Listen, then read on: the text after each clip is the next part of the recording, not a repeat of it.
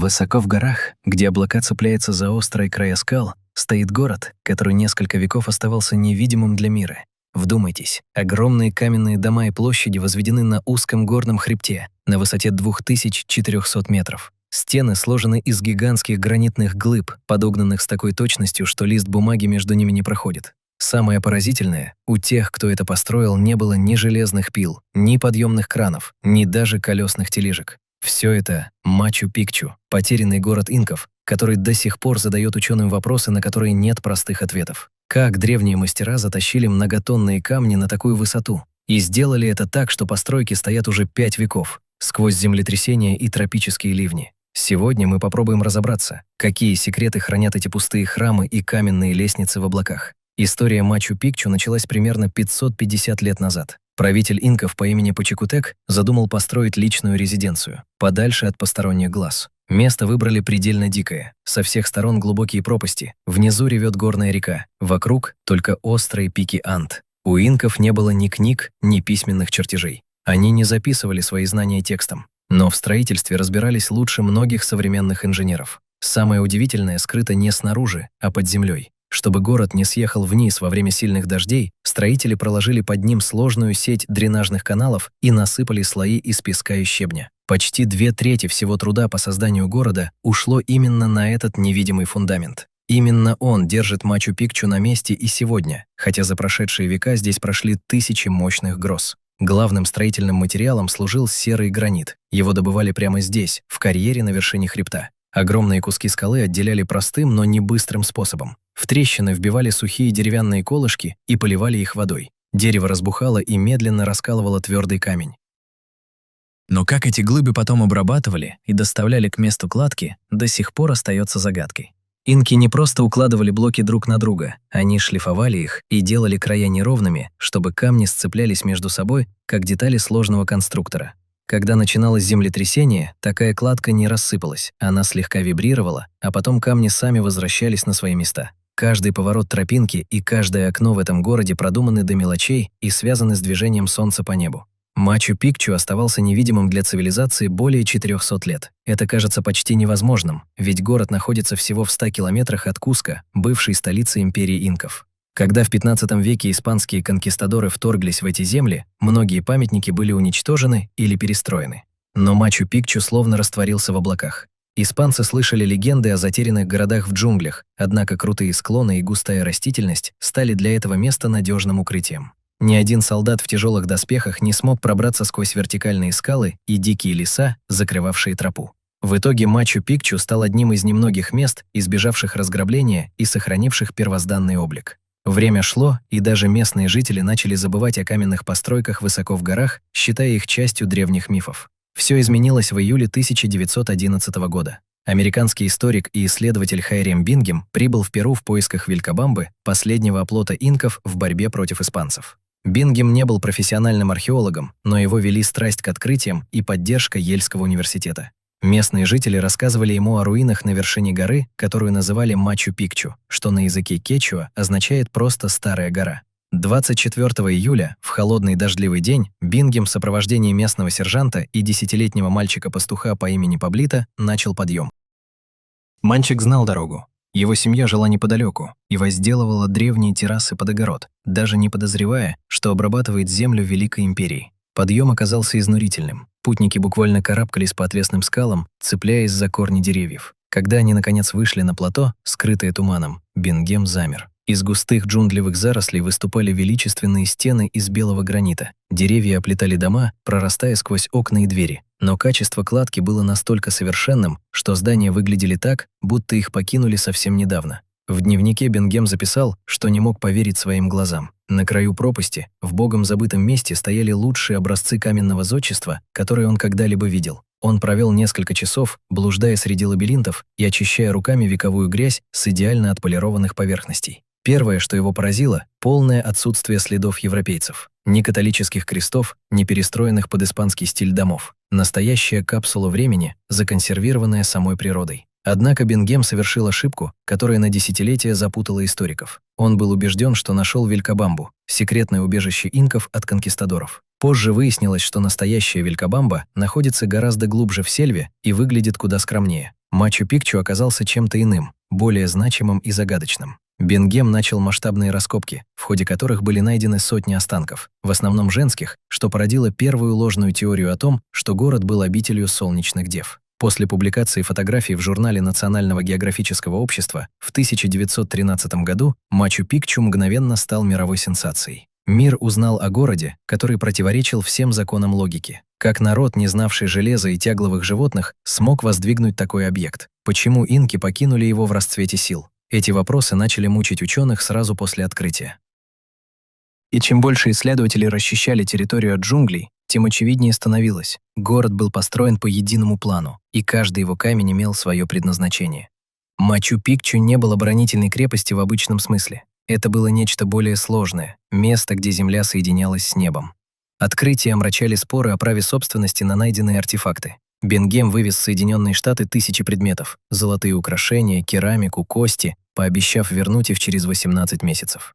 Этот процесс растянулся на целое столетие, и только в последние годы сокровища Мачу-Пикчу начали возвращаться в Перу. Начало изучения города было положено, но первые шаги в неизвестность лишь приоткрыли завесу тайны. Ученым еще только предстояло выяснить, как на такой высоте, среди отвесных скал, возникло это архитектурное великолепие, без инструментов, которые были у египтян или римлян.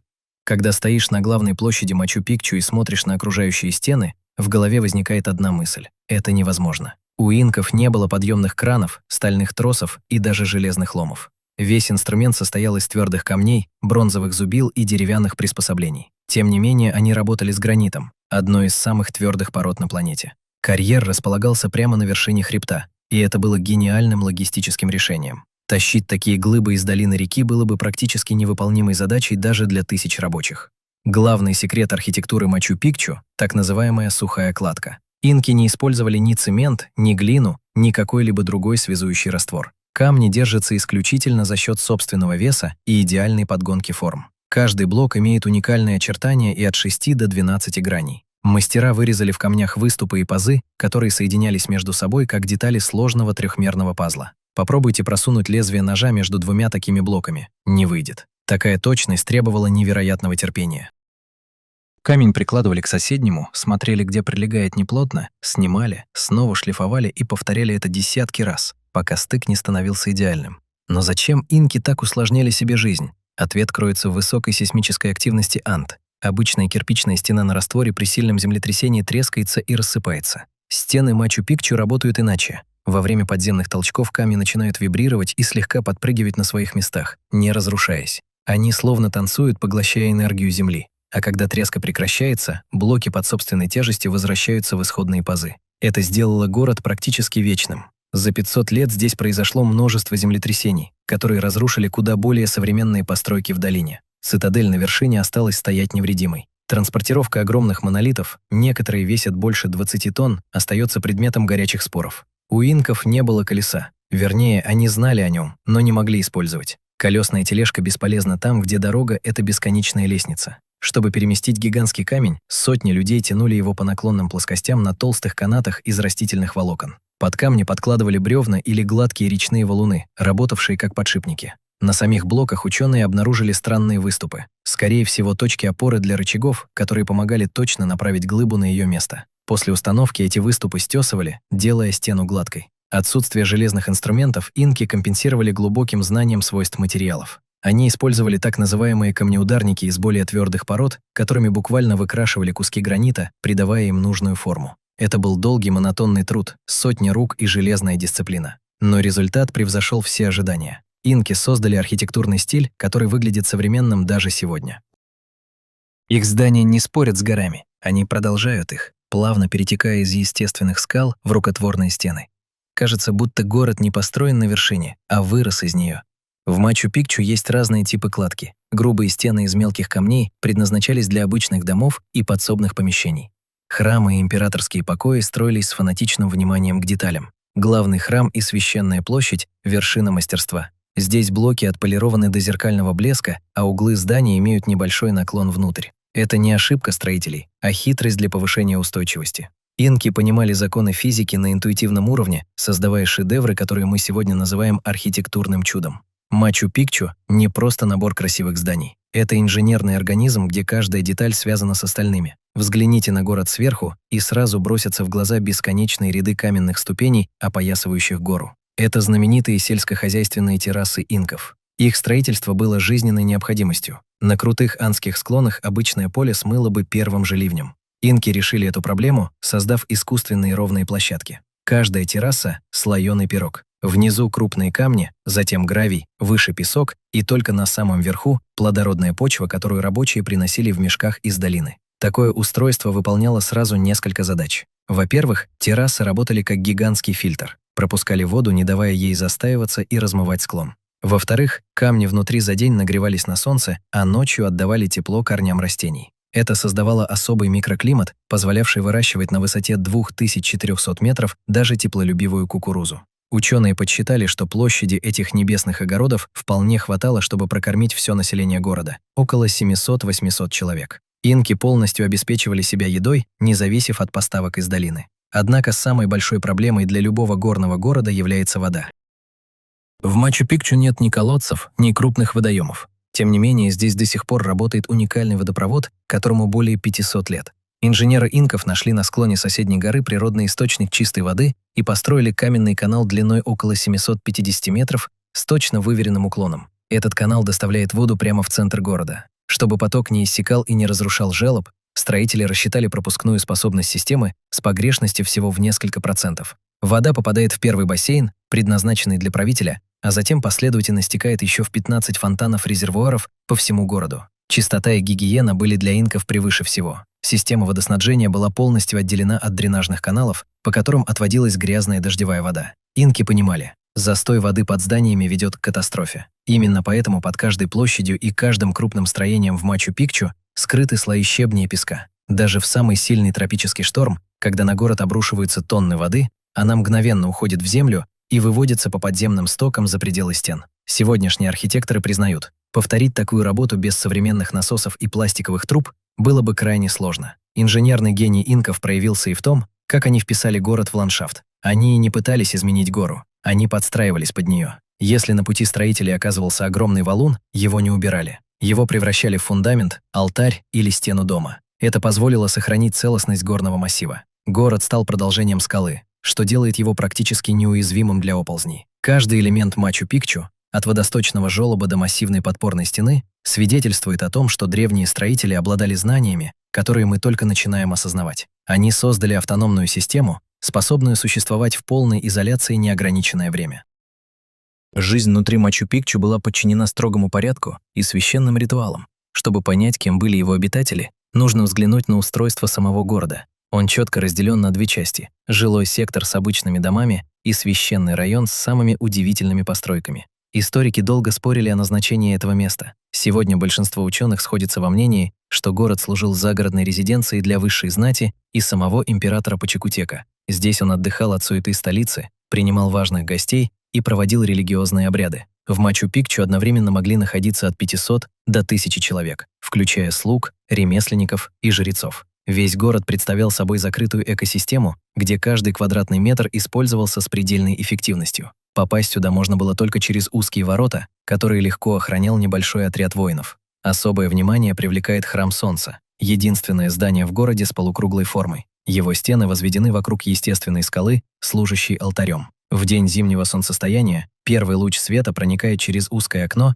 и падает точно в центр этого камня. Это доказывает, инки были выдающимися астрономами. Они не просто строили дома, они создавали гигантский каменный календарь. Прямо под храмом находится загадочный грот, который называют королевской гробницей. Его стены выложены идеально отполированными блоками, а внутри царят вечная прохлада и тишина. Ученые предполагают, что здесь хранили мумии знатных предков, полноправных участников важных церемоний. Инки верили, что духи предков незримо присутствуют в городе и помогают живым своим покровительством. Еще один загадочный объект – храм трех окон. Его проемы смотрят на восток, и каждый, по преданию, символизирует одно из мифических мест, откуда вышли предки инков. Камни здесь обработаны с такой точностью, что кажутся мягкими на ощупь, а стыки выглядят как тонкие нити.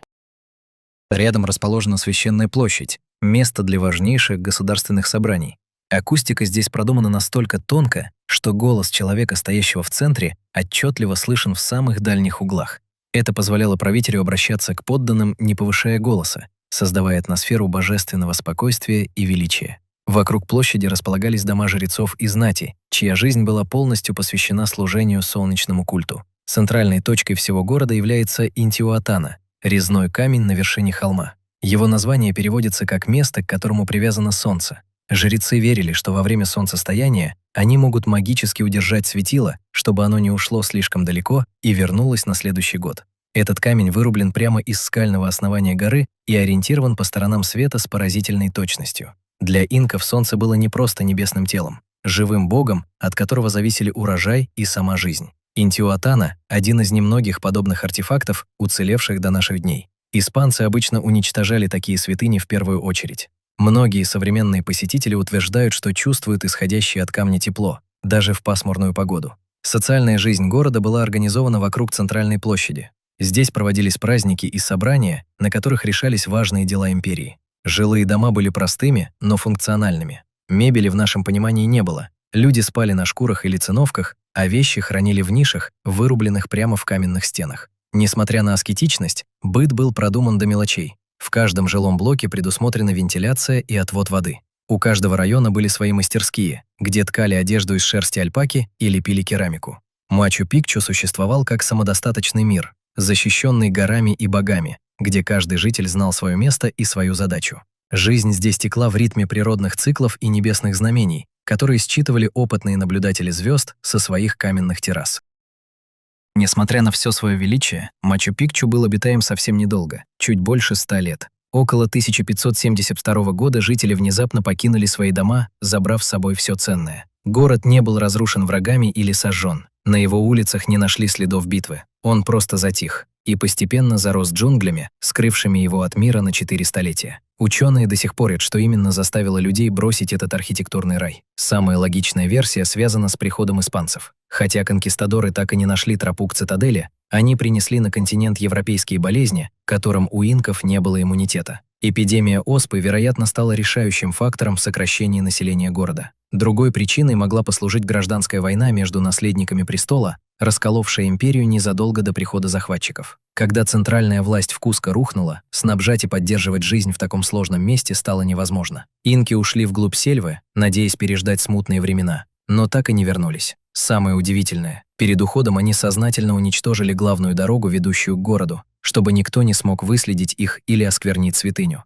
Мачу-Пикчу превратился в призрак, дремлющий на вершине горы. О нем знали лишь немногие местные семьи, передававшие это знание из поколения в поколение как семейную тайну. Сегодня Мачу-Пикчу признан одним из новых чудес света, но он продолжает подбрасывать исследователям новые загадки. Современные приборы показывают, что под городом до сих пор скрыты пустоты и замурованные помещения, которые еще только предстоит изучить. Каждый год тысячи туристов поднимаются по древним тропам, чтобы своими глазами увидеть эти стены. Но город открывает свои секреты неохотно. Мы до сих пор не до конца понимаем, как именно инки рассчитывали движение звезд с такой точностью и какие технологии использовали для перемещения огромных камней по вертикальным склонам.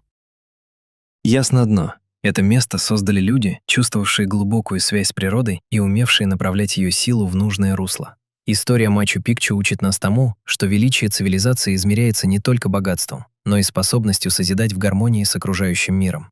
Древние строители оставили нам памятник, переживший империи, войны и катаклизмы. Глядя на идеальные стыки гранитных блоков и на то, как солнце каждое утро освещает алтарь храма солнца, начинаешь верить, для человеческого упорства и таланта нет ничего невозможного. Даже если в распоряжении мастеров есть только простые камни и вера в своих богов, они способны построить город, который будет стоять вечно. Если вам понравилась эта история, и вы хотите узнать больше о невероятных сооружениях древности, которые ставят в тупик современную науку, обязательно подписывайтесь на наш канал. Мы регулярно выпускаем видео о самых загадочных местах планеты, и ваша подписка помогает нам продолжать эти поиски.